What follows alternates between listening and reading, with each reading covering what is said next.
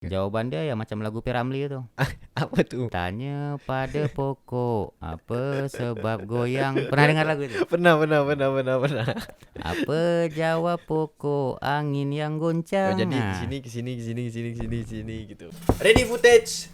3, take 2, take 1, action. Assalamualaikum warahmatullahi wabarakatuh. Selamat datang di GAC Podcast. Kali ini kita kedatangan seseorang yang lagi viral di media sosial sekarang. Karena apa dia viral? Ini kita bisa tanya langsung dengan dia. Selamat malam, Bang. selamat malam. Boleh perkenalkan diri? Nah, nama saya Hardian. Hardian. Biasa dipanggil Biasa atau dipanggil Ndoy. Ndoy? Jadi kami panggil Bang Ndoy aja. Bang Ndoy. Kami dengar Abang ada kirim surat ke presiden. Ada. Itu tentang apa? Itu surat terbuka mengenai dana bansos untuk Kabupaten Karimun. Mengenai dana bansos untuk Kabupaten Karimun. Iya. Kami boleh tahu tak isi dia apa?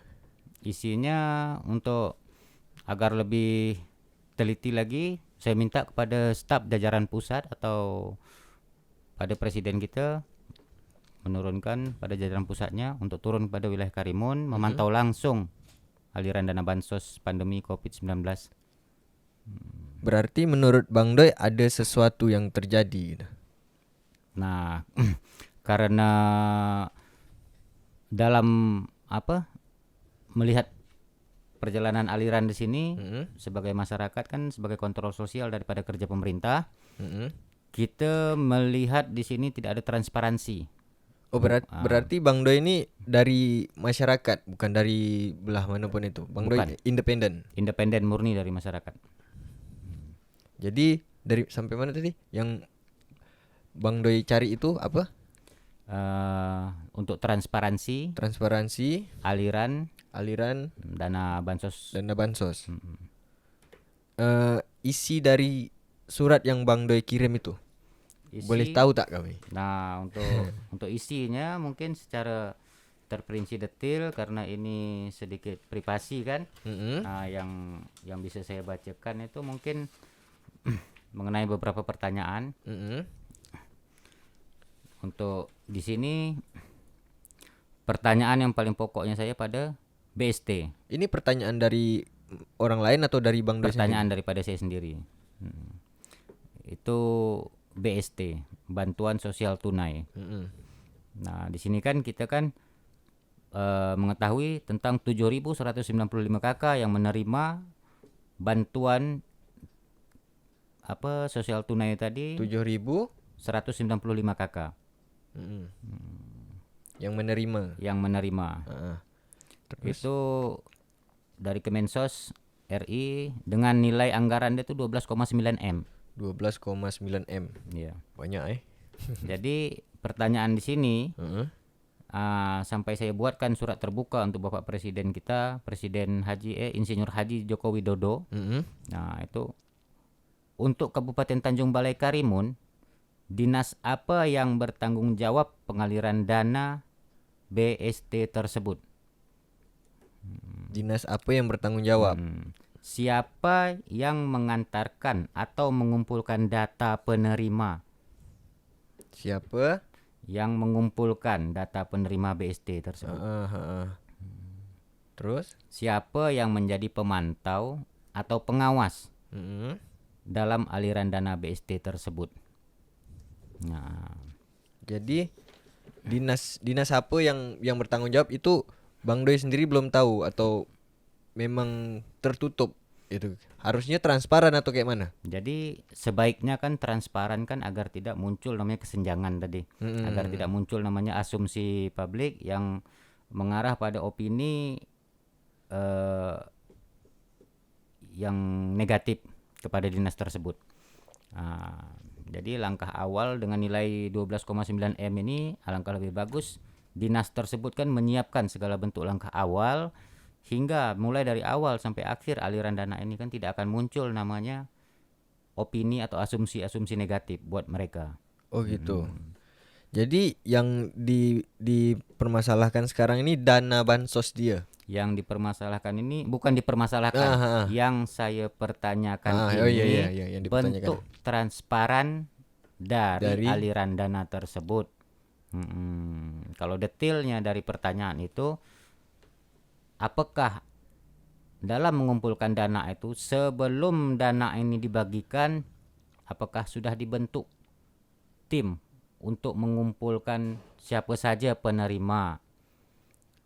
Apakah saat dikumpulkan itu, apakah ada rekap atau draftnya atau sosialisasinya? Oh gitu. Yang disampaikan kepada masyarakat. Bantuan yang turun ini kalau kami boleh tahu dalam bentuk apa aja? Bantuan yang turun selama pandemi ini bermacam-macam. Di sini ada sembako. 33.000 paket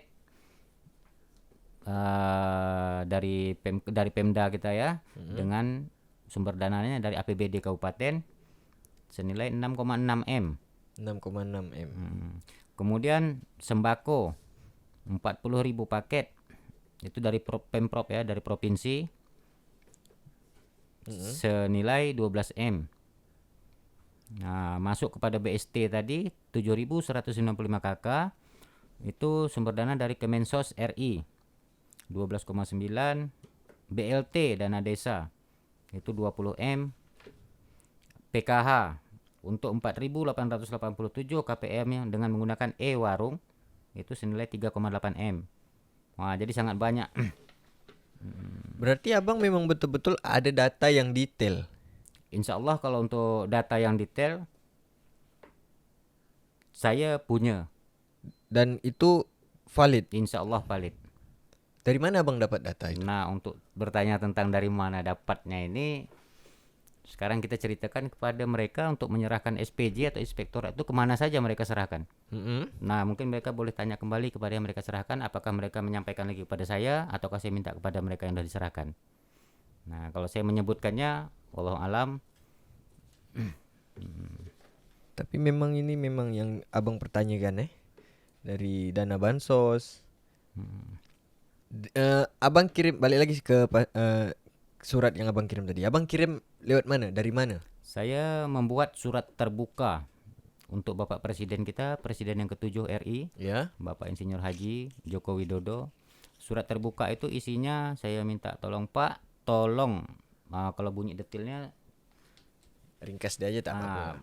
Jadi tolong untuk mengerahkan staf jajaran pusat untuk bisa turun ke Kabupaten Karimun ini guna memantau aliran dana BST, dana bansos tadi.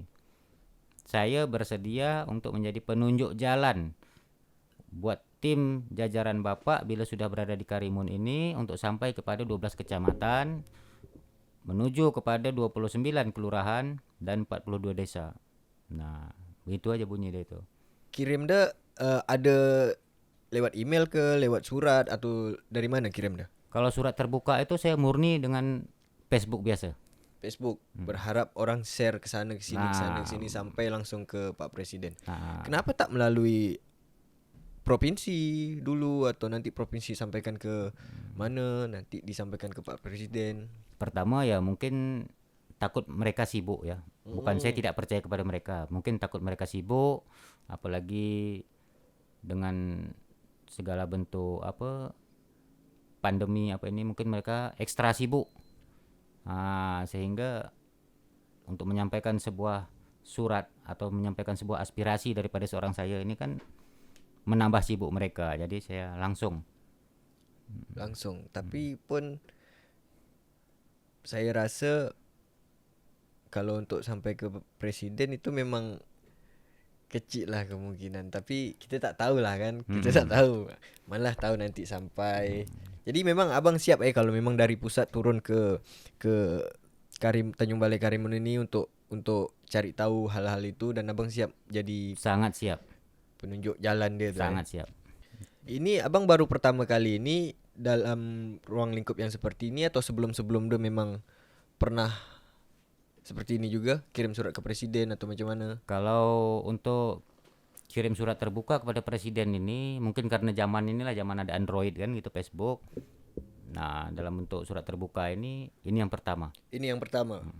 Sebelum-sebelum dah? Kalau sebelumnya saya melalui beberapa teman relawan aktivis anti korupsi Relawan aktivis anti korupsi. Nusantara, pada pers-pers kita, kawan-kawan kita. Dah sampai mana surat nih kira-kira? Dah sampai ke mana aja orang-orang yang tahu dan bertanya kepada Bang Doi? Kalau untuk surat terbuka saya ini, terima kasih saya buat kawan saya bernama Facebook apa yang di Palu. Terus Udah sampai ke Palu? sudah untuk teman-teman media maupun aktivis relawan untuk yang di Palu. Terus untuk yang di Jeneponto, yang saya banyak lupa nama-nama Facebooknya. Jeneponto di mana? Jeneponto itu Makassar. Oh, Makassar. Terus untuk aktivis Surabaya, Suara Surabaya. Sudah sampai ke Surabaya. Nah, terima kasih juga untuk teman yang di Tanjung Pinang. Terima kasih untuk Mas Wijayanto yang berada di Jawa Tengah atau di Jogja yang sudah terus menyampaikan surat terbuka ini, dan beliau tadi pagi mengabarkan sudah juga disampaikan ke salah satu radio, apa nama radio di sana itu? Di Surabaya? Di Jogja, di Jogja. daerah Jogja. Yang di Jakarta dah ada yang sampai? Yang di Jakarta untuk yang dekat Tebet Barat, aktivis anti korupsi OI ya. OI. Untuk OI terima kasih banyak, Pak Lesmania kita. Nah, Berarti Bang Doi ini memang punya relasi dan kenalan dari ya orang-orang yang kayak gitu. Yang kita mungkin sudah sering saling komunikasi, sudah sering saling untuk menyampaikan, bahu-membahu melengkapi apa yang dibutuhkan dekat info, apa yang dibutuhkan dekat menyuarakan. Nah, mana yang terdekat mengumpulkan, mana yang menjauh itu menyampaikan kepada yang lebih dekat. Oh gitu. Yang abang kirim ini cuman ke presiden atau ada ke Kalau yang lain? untuk surat terbuka kepada presiden. Presiden aja. Ini dana bansos ini memang langsung dari orang ke orang atau melalui lelang-lelang gitu dulu? Kami kan tak paham nih yang macam gini nih. Nah, itunya tadi saya bilang untuk dalam bentuk transparansi itu tadi, sebelum mulai dibagikan atau sebelum mulai namanya aliran dana itu turun kan tentunya kan sudah ada suatu draft, yaitu siapa saja yang berhak menerima, berapa jumlah total, apanya semua gini gitu kan. Nah, di situ transparansi dalam sosialisasinya tadi itu mungkin saya rasa agak bukan tidak berbunyi atau tidak bersuara, tapi saya mungkin agak senyap. Agak senyap. Abang ada turun langsung ke lapangan ketika pembagian Sambil minum kopi. Oke, boleh. Lanjut, Bang. Kalau untuk turun langsung Macam sembako, macam apa? Nah, kalau untuk turun langsung kita lihat euforianya saat waktu turun bantuan pemerintah daerah kita ya, membantu masyarakat yang sangat membutuhkan saat pandemi. Mulai dari kapan tuh, Bang? Itu bulan dia saya lupa kemarin itu. Tapi begitu bergembiranya masyarakat saat Pemkab kita mengantarkan 33.000 paket sembako. Nah, di situ kita bahu-membahu menunggu sembako itu sampai pada kelurahan, apa semua bahu-membahu. Yang kaya, yang miskin di situ tidak ada semua. Kita di situ bahu-membahu dan sangat apresiasi kita ya. Ini bukan cerita tentang siapa salah siapa benar. Iya. Nah, dalam sampainya sembako bantuan dari pemerintah, berarti kan di situ kita sudah melihat diperhatikan. Jadi kita sangat euforia dalam situ pun sampai subuh kita menunggu itu kemarin tuh. Nah, terus ini kan sekarang dalam masa-masa pilkada nih. Pastilah orang-orang beranggapan bahwa ya ini ada sangkut paut ke pilkada. Betul tak tuh, Bang? Kalau itu wajar. Saya tidak bisa menyalahkan karena pula pas momennya pun momen depas kan dengan pilkada kan. Nah, jadi kalau kita kembali lagi tarik pada momennya tadi, pilkada itu kan tanggal 9 Desember kan. Nah, ditambah lagi nanti 9 Desember itu adalah hari anti korupsi. 9 Desember Hari Anti Korupsi. Nah, Hari Anti Korupsi itu jadwalnya bukan pas waktu pilkada, memang jauh-jauh hari setiap tanggal 9 Desember kan gitu. Nah, jadi pertama kali saya menyuarakan bansos ini pun bukan di Oktober, November, Desember. Jadi kapan? Dah dari bulan 2, insya Allah awal pandemi mulai itu saya Itu sudah mulai abang dah mulai saya menyampaikan bahwa saya ikut memantau. ah. Terpulang mereka memperhatikan suara saya, tidak memperhatikan suara saya, dan mungkin mereka pernah ingat suara saya saat itu bercakap. Nah, terus. Tapi kenapa baru sekarang yang naik itu? Jadi ada dua opsi saya menjawab kenapa baru sekarang. Yang pertama opsinya saya melayangkan surat kepada KPK itu mungkin di pertengahan atau akhir bulan 4. Saya mendapat jawaban dari sana itu awal bulan 10 kemarin. Nah, itu opsi pertama yang saya menjawab. Jadi dalam melengkapi segala bentuk detailnya, ya saya menyampaikan juga kepada media. Dan yang kedua, di sini saya sudah juga membuat perbandingan ya. Perbandingan? Opsi yang kedua ini saya membuatkan sebuah perbandingan. Nah, ini tulisan tangan semua ini. Jadi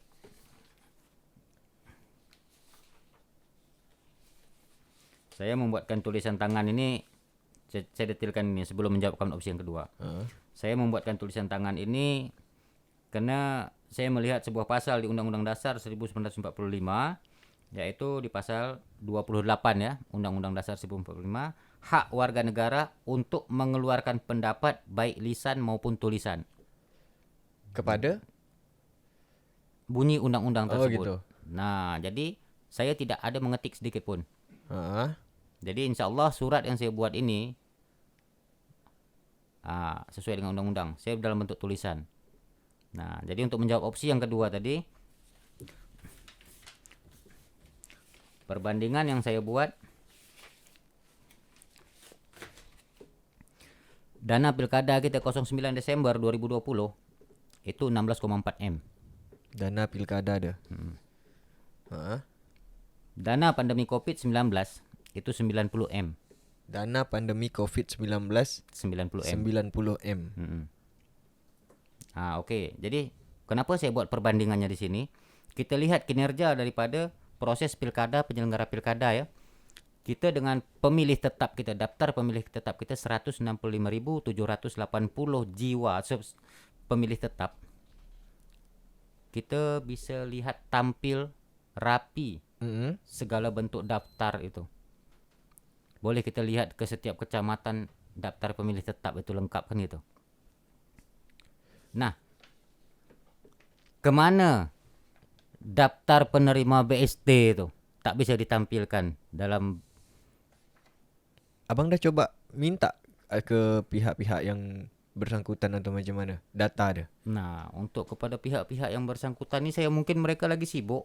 Saya tak nak nambah sibuknya. Tapi abang dah datang ke situ, dah nanya atau macam mana? Kalau untuk bertanya langsung ke situ, saya rasa kan sebagai kelurahan yang menerima daripada bentuk untuk penyaluran itu kan seharusnya mereka mengarahkan saya.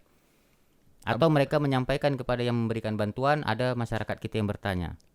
Abang dah sempat pergi ke kelurahan, ke kecamatan. Dah abang tanya? Sudah saya tanyakan. Apa jawaban mereka? Jawaban dia ya macam lagu Piramli itu.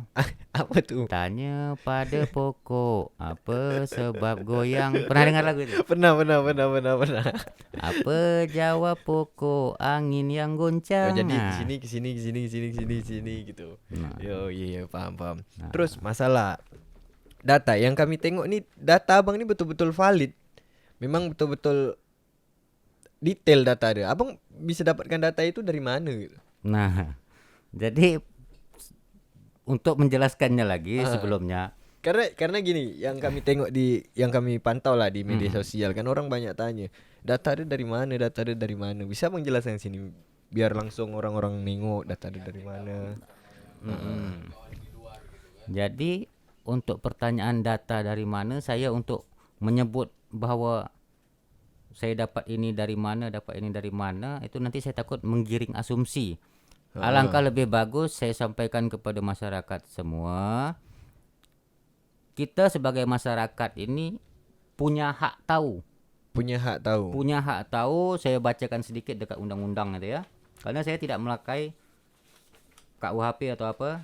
Kita bicarakan tentang keadilan sosial bagi seluruh rakyat Indonesia. Iya, betul. Nah, jadi akan terbuka nanti jalan dia.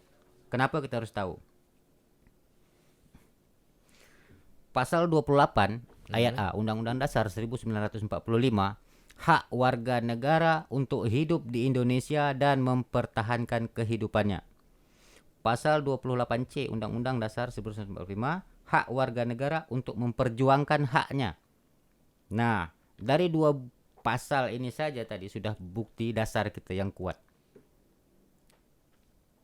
Kenapa saya bilang gitu? Karena kita punya hak untuk mempertahankan hidup, dan kedua kita punya hak untuk memperjuangkan haknya. Oh gitu. Nah, mungkin bisa dicerna, jangan. Jadi untuk saya mendapatkan data tersebut, tak bisa saya dapatkan kepada daerah, saya minta kepada provinsi. Oh berarti tak bisa dapat dari provinsi, saya minta daripada pusat. Abang dah sampai ke situ? Nah, saya tak bisa sebagai saya menjelaskan kan tahu secara juga, kan? detail karena ini penyampaian ini untuk sandingan kepada pidana mengarah kepada asumsi untuk pemberontakan, itu bahasanya sangat tipis. Jadi kalau saya menyampaikan, mengajak semua untuk bergerak mencari, itu saya ini penggerak sesuatu yang jadi untuk dalam menjawabkan itu saya ngasihkan pemintasan yang untuk di sini ada bisa menjaga. Oke. Apa yang buat abang ngotot dana penerima ni harus dipublikasikan? Nah, jadi bukan ngotot lah ya, tapi kalau saya sampaikan kepada masyarakat, saya jamin masyarakat pun akan minta hal yang sama. Kalau memang mereka bekerja dalam anggaran 12M tanpa ada data yang bisa ditulis, bukan saya seuzon kepada pemerintah yang sudah bekerja, tetapi dalam tidur pun saya pasti terbayang kenapa disembunyikan siapa-siapa penerima itu. Nah, rasa saya kalau masyarakat pun paham akan kenapa saya kejar itu, mungkin semua masyarakat akan, iya Pak, kenapa tak kalian tempel? Jangan hanya tulisan selamat hari raya aja semua ditempel, semua kepala dinas ada nempel. Selamat tahun baru. Kenapa? Selamat ya kepada Pak ini tinggal di pulau ini. Rasa saya kalau masyarakat tahu tujuan saya itu, kalau seluruh masyarakat tahu, mungkin masyarakat akan punya hal yang sama. Oh, jadi memang harus ditempel secara detail siapa-siapa aja data penerima yang sangat harus, karena ruang lingkup kerja yang untuk dialirkan ini kan dengan kisaran yang sangat besar ya. Berarti sekarang data tak ada bang? Atau belum tahu di mana? Nah, kalau datanya ada, rasa saya ada, karena mustahil tak ada. Yang saya maksud ini tak ditempel, tak dinampakkan. Bukan disembunyikan, atau memang abang yang kurang cari tahu atau macam mana? Atau memang abang kurang dapat informasi atau macam mana? Mungkinlah saya kurang dapat informasi kan. Tapi kalau memang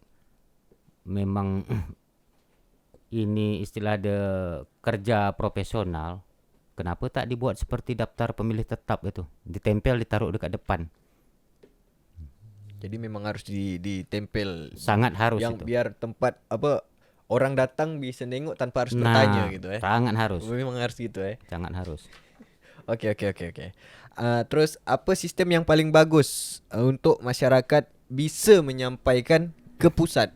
Sistem yang paling bagus untuk menyampaikan aspirasi dari masyarakat untuk sampai ke pusat, sebenarnya sistemnya ini untuk baik itu dewan maupun dari pemerintah itu menyiapkanlah 3 atau 4 hari dalam setiap bulan itu untuk menyempatkan waktu baik menyampaikan maupun mengumpulkan segala bentuk aspirasi. Dan di awal bulan depan diklarifikasikan kembali kepada masyarakat.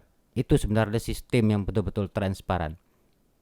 Memang harus dia seperti itu atau menurut abang seperti itu? Memang harus seperti itu. Memang harus seperti itu. Oke.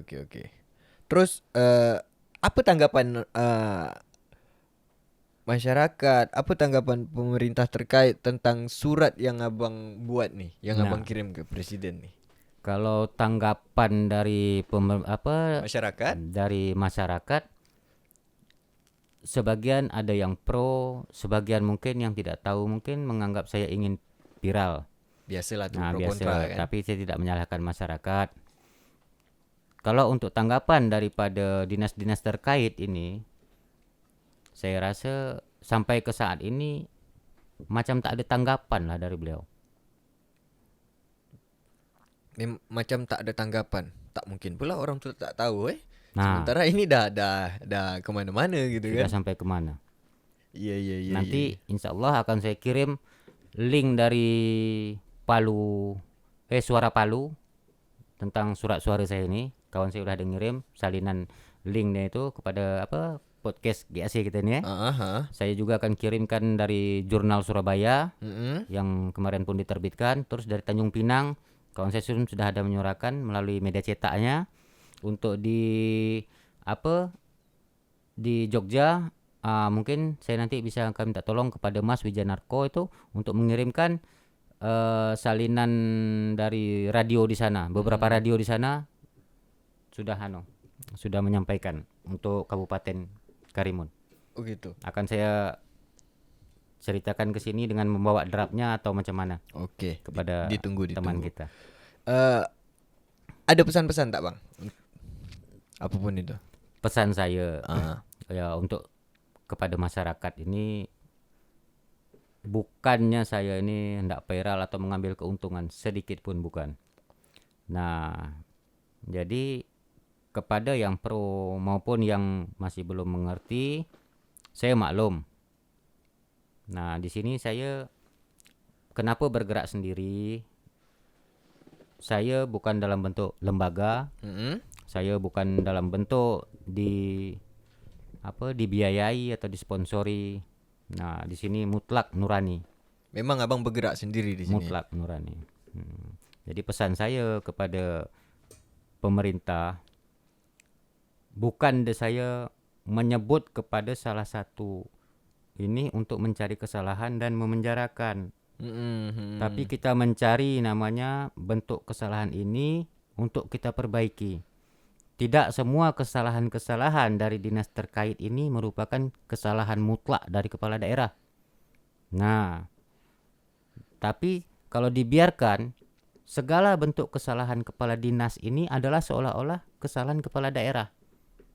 Nah, jadi kita harus bisa kita memilih dan memilah itu tadi dari segi ini.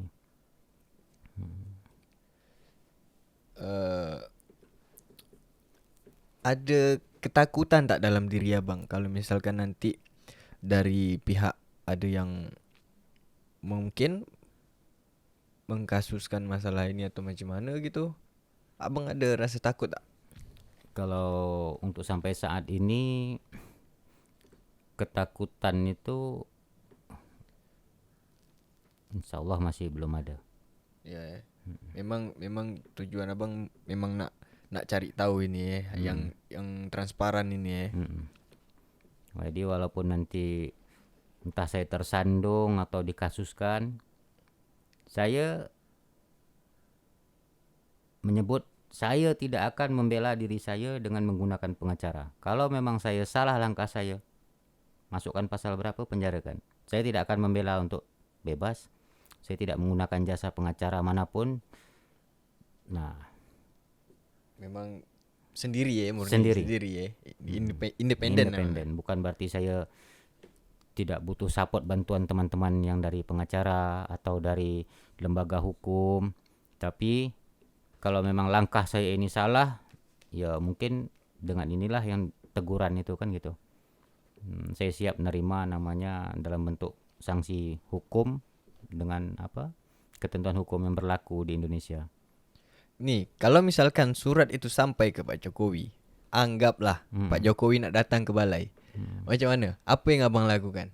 Ya, pertama yang saya lakukan itu saya akan menceritakan kepada beliau kalau memang dalam kedatangan beliau ini dengan menanggapi surat ini, ya pertama saya ini orang kecil ya, saya tidak bisa dengan penyambutan besar.